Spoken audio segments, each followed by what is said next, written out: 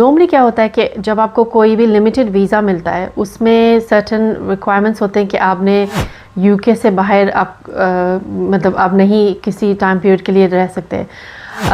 इसमें for example skill worker visa या business visa, global talent, इन roots में ये होता है कि आपको लिमिट होती है 180 डेज से ज़्यादा आप बाहर यूके से नहीं रह सकते कंटिन्यूसली। सो आपकी अदरवाइज़ जो कंटिन्यूस रेजिडेंस है वो ब्रेक होती है। इसमें अफेक्ट उस टाइम होता है कि जब आप इंडेफिनिट या सेटलमेंट के लिए अप्लाई कर रहे होते हैं तो होम ऑफिस कंसिडर करती है कि आपने 180 डेज से ज़्यादा टाइम स्पेंड तो नहीं किया इन 1 ईयर।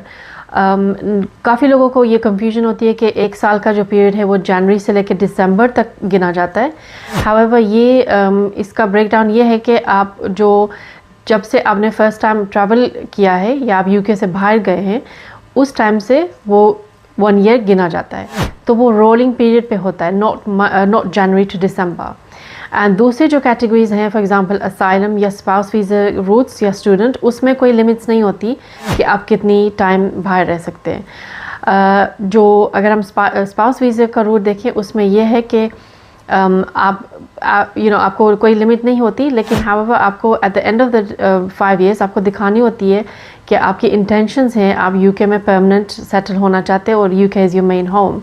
आपको ये भी दिखाना होता है कि आप you're in a subsisting relationship or marriage with your partner। तो उसके लिए रिक्वायरमेंट्स ये होती है कि आपने ज़्यादा से ज़्यादा कम time out of the UK spend करना है।